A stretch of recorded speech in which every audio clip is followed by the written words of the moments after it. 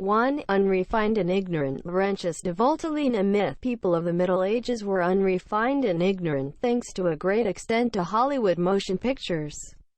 Numerous individuals accept that the Middle Ages were loaded with strict notion and obliviousness. In any case, truth be told, driving students of history deny that there is any proof of this. Science and theory bloomed at that point, incompletely because of the presentation of universities all over Europe. The Middle Ages created probably the best workmanship, music, and writing in all history. Boethius, Boccaccio, Dante, Petrarch, and Machiavelli are as yet respected today for their splendid personalities. The houses of God and strongholds of Europe are as yet standing and contain probably the most delightful fine art and stonework man has had the option to make with his uncovered hands.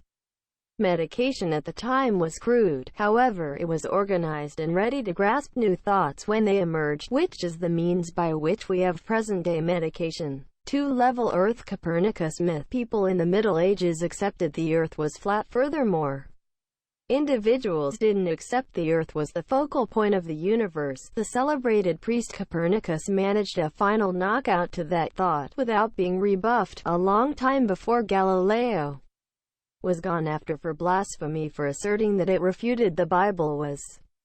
2. Current antiquarians as of late distributed a book in which they state, there was hardly a Christian researcher of the Middle Ages who didn't recognize Earth's sphericity and even realize its estimated circumference. 3. Mistreated women. Joan of Arc myth. Women were mistreated in the Middle Ages in the 1960s and 1970s. The possibility that ladies were abused in the Middle Ages prospered.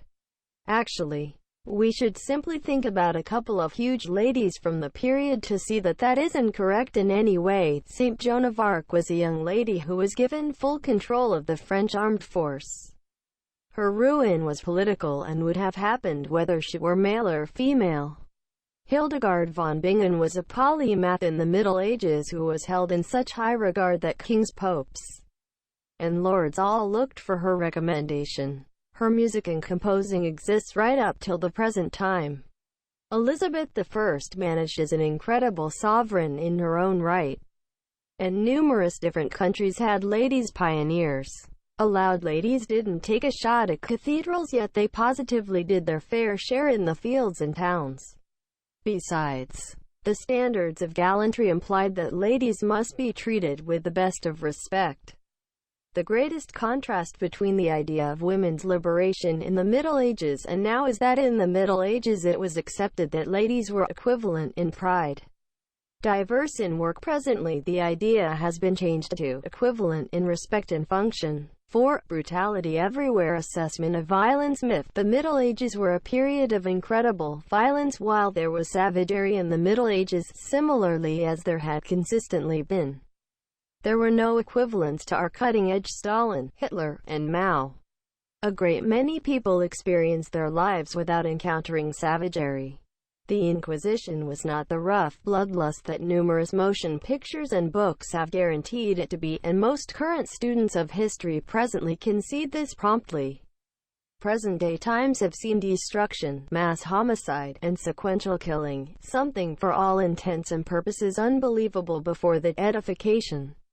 Truth be told, there are extremely just two sequential enemies of note from the Middle Ages, Elizabeth Báthory and Gilles de Rais. For the individuals who contest the way that the Inquisition brought about not many passings, Wikipedia has the insights here indicating that there were probably 826 recorded executions over a multi-year time frame, from 45,000 trials. 5. Laborer life myth. Peasants carried on with an existence of drudgery and overwhelming work in reality. While laborers in the Middle Ages accomplished a buckle down, working the fields was the best way to guarantee you could eat. They had ordinary celebrations, strict and common, which included moving, drinking, games, and competitions. A considerable lot of the games from the time are as yet played today: chess, checkers, dice, dazzle man's fane, and some more.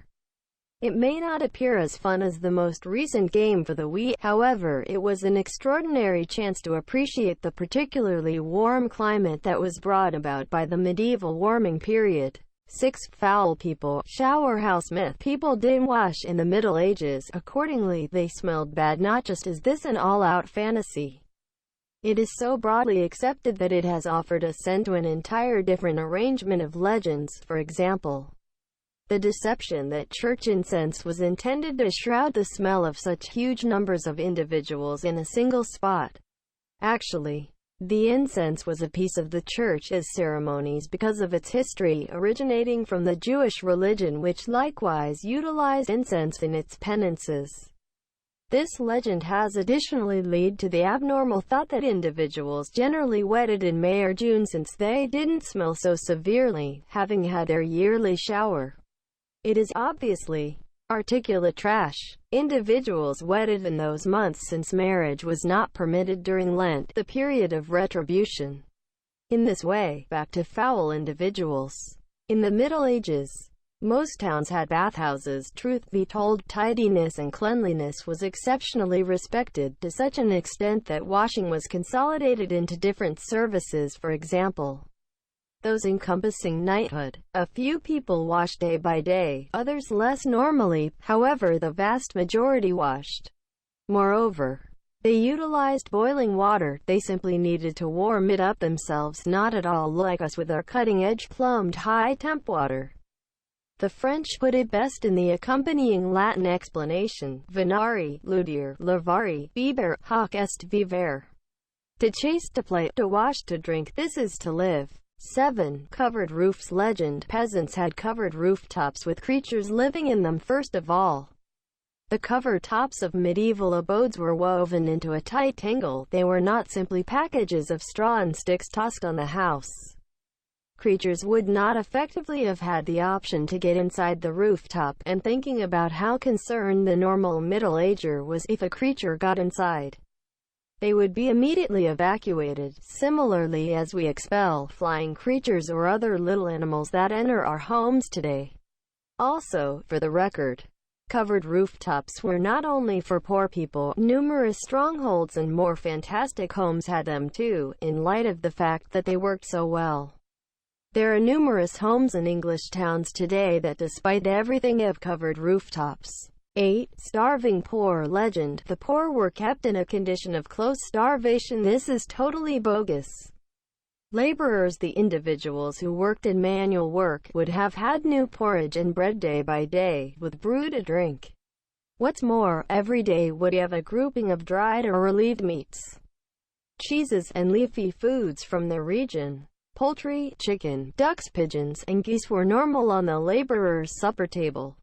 A few laborers likewise preferred to keep honey bees to give nectar to their tables.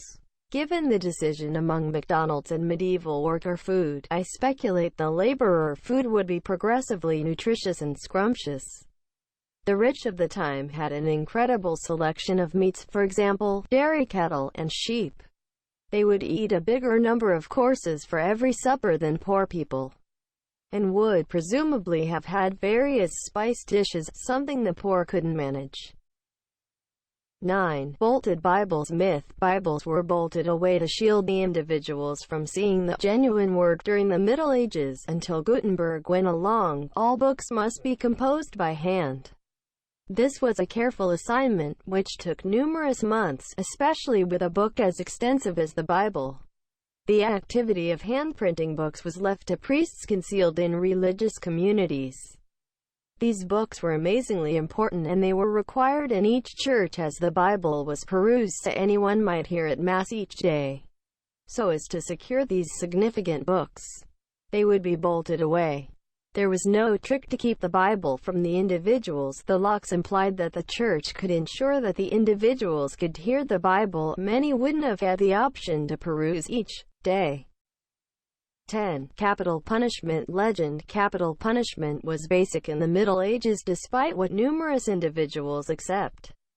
The Middle Ages brought forth the jury framework, and preliminaries were in certainty extremely reasonable. Capital punishment was viewed as amazingly serious and was utilized distinctly in the most pessimistic scenarios of violations like homicide, treachery, and fire-related crime.